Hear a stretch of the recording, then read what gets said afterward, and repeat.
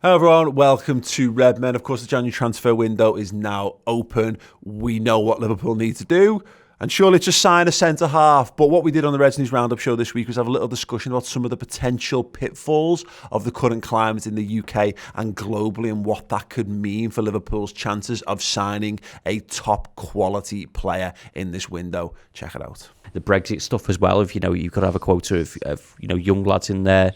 When I'm going to come into a conversation, another bit of trying to attract players into the hellhole that is the UK. Let's do that now, because I think that's interesting, because I think there's a number of issues around that are not being discussed, that I don't think it's quite as straightforward as Liverpool just buy a centre half, because there are the things that we don't think about, and you'd have to do research to find answers out to some of these questions, and we don't even know the full impact of Brexit. And what that means. What we do know is the players are going to need work permits. Now that's fine, James, when you're buying established internationals, and there's demonstrable experience. Like, so getting David Alaba, not a problem. You get a work permit for him without an issue whatsoever.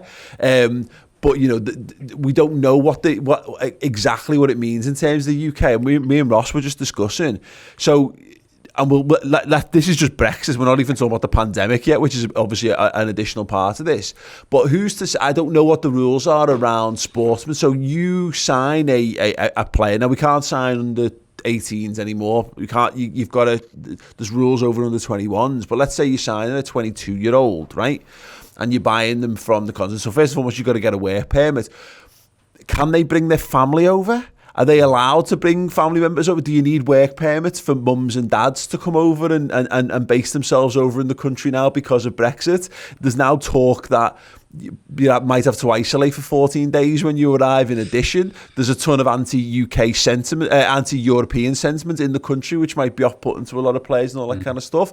There's a ton of fucking random shit that actually stands between us and a centre-half that I don't think's been taken into consideration. Yeah, I mean, and it's just not as easy a sell as it used to be. Do you want to come and live in our damp, racist country? Well, our damp, infected, racist country. I can only liken it to my industry. The entertainment industry, being an actor in that. If I want to go and work in America, for example, if I want to get a work permit, if I want to get a green card or a visa or whatever, it's about proving your worth. It's about proving and having it on paper. This is the skill set that I bring. This is how employable I am. This is a list of people who can tell you how, that I'm worthwhile, that I should be in your country, that no one else can do my job. Is essentially what it is for an actor, and I can only imagine there are similarities and parallels to be drawn with being a footballer. I think like you say, I think it's much easier if you've won 2 Champions Leagues and a bunch of Bundesligas or whatever. It's much easier paperwork wise. There's going to be all kinds of problems coming up. I mean, Sam Allardyce was banging on the other day, and he voted for the fucking thing. And he's saying, and he was driving the £350 million Brexit bus, probably, wasn't he? Like, free gravy. Yeah, gravy for everybody. But so there's going to be problems all over, and if it's already affecting us. I'll be honest, we don't know what's going to happen. Nobody fucking knows. They didn't know when they set out the vote. They didn't know when, nobody knows what's going to happen. I don't think it's going to be for the next 3 or 4 years. I think we'll only start to see the impact of how it affects the Premier League and the Championship then, I think.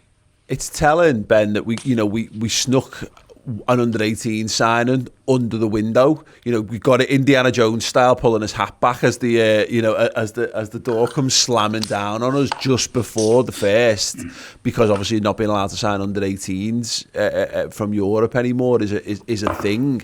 But yeah, there's loads of there's so many of these mitigating circumstances around. And look, Liverpool are an incredibly professional institution, and this is not like the world's a lot different in other regards. I think Liverpool wanting to buy footballers is a good stamp of approval on a lot of them, and to the level of quality that they're going to be at. And also, I don't think Liverpool are going to be picking up £500,000 bargains from third tier divisions and kind of stuff. We're probably going to be buying internationals or under 21 internationals.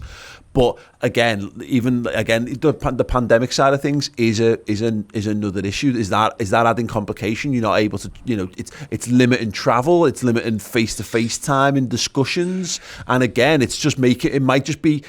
Liverpool are still a destination club, of course they are, but I wonder what percentage of that plays into the minds of potential transfer targets of just. The UK doesn't look like a particular appeal. Yeah, no, but exactly. I'm in my bubble. I'm safe. My family is safer at the moment. Is this a time to be uprooting various aspects of your life? And Liverpool are probably such a big draw that it's not a big deal, but it's definitely a consideration. That's what I was going to say. I think we're at the point at the moment where it's such a big opportunity if Liverpool come calling for you. You've got to do everything to try and make it work. I think. For the likes of somebody like Alaba, say, like Thiago in the summer, he's probably at a stage in his career where he knows he's won pretty much everything he's going to win at Bayern Munich, and he's done it repeatedly.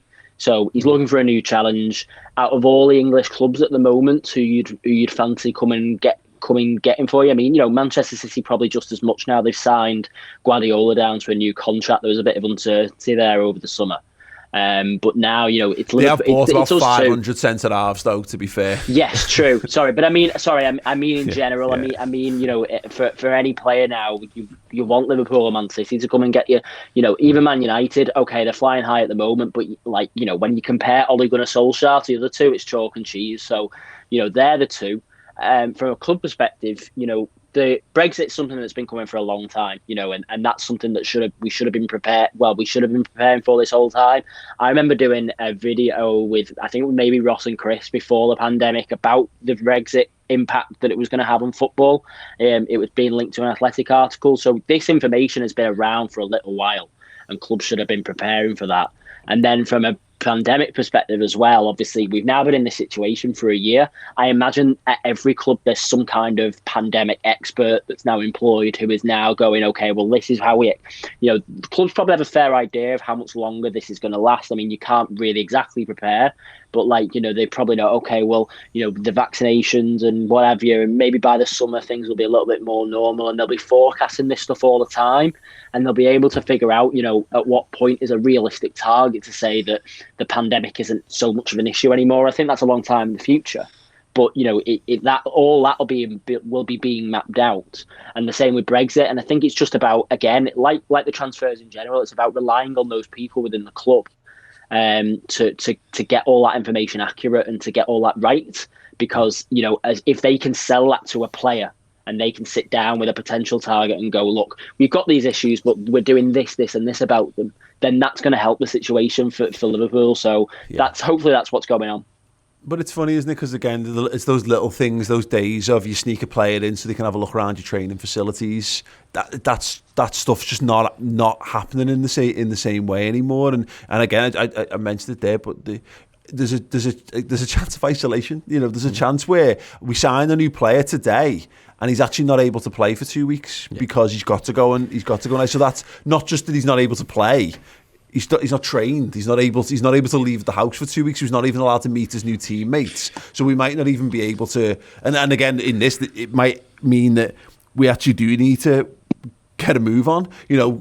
Matip will probably be back fit by the time, and maybe even back out injured again by the time a new signing is available to play for him. And again, we've seen that with Taki Minamino. It's the repercussions of that, or what happens after that. I know he's had a slower start. I know the situation was slightly different because it was locked down, there was no football. It was slightly different in that, but you're right, coming to a new country, sit in your room for 2 weeks, fucking sound. Why would you go and put yourself through that? And again, like you said, if you can bring your family, are they are they safe? Be footballers with young kids, or Yeah. I think it's common in the European players that they bring the parents. Yeah. Well, the parents want to come to a country where the pandemic is rife, and there's a short space because we've got 3 weeks left in this month for them to make a decision. That's a lot of pressure and a big decision to make for your career. Where, like as Ben says, well, I'll just wait 6 months and go and see what the situation is like in the summer. I know Liverpool's a big pull in that sense, but are you choosing your career and slightly selfishness to put your family at jeopardy for a career move when there's a worldwide pandemic going on? There were footballers who, for a time, and it's not really a thing anymore, who were refusing to come back to training. Like N'Golo Kante didn't come back to training straight away at the time because he was fearful of the pandemic. Yeah, just recorded yesterday the highest number of positive cases in the Premier League. I mean, it's fucking horrific timing for Liverpool. But it's a big red flag to players going, no, now's not the right time for me. James? Now I was just to add to that, now's not a good time to move to the UK, period. I mean, if you're bringing your family over, how you're supposed to you got to get your kid into a school. Schools are closed. Like we're going to show you around the city. Everything's shut. This is a terrible time to move to the UK in any way, shape, or form. So I'm wondering if maybe there's a British or someone already in the Premier League, an established Premier League centre back. Maybe there's someone out there that we can get who's already in the country, who makes that transition suddenly becomes an awful lot easier, and that conversation's a lot simpler. I get all of that, but I feel the situation was the same in the summer, and signings were still made. You know what I mean? Like Thiago still came. Thiago Silva went to Chelsea. It's still possible, and I think with the light at the end of the tunnel now, at the end of the day, I think in general, I think we'd all be feeling a lot worse about all of this if there was no vaccine and people weren't being vaccinated yet, and we were just in a third lockdown with no real, we're just sort of blind. But at the moment, there clearly is a light at the end of the tunnel. There clearly is a way out of this. And I think players will recognise that. Now, that might be all the more reason for them to say, oh, well, you know what, in that case, then I will just hold off 6 months. I'll wait until everything's sorted, and then we'll be pretty much good to go in the summer. But I don't necessarily think. I'd say it's less of a detriment now than it was in the summer, the pandemic. Okay, there you go. If you want to check out the full show, it is the Reds News Roundup show. It is available each and every week on the redmentv.com, as well as a whole host of incredible content, documentaries, features and interviews with Liverpool legends, past and present, if you want a Liverpool streaming service to keep you up to date and entertained during a trying time, then do go over and start your subscription on the redmentv.com. Cheers.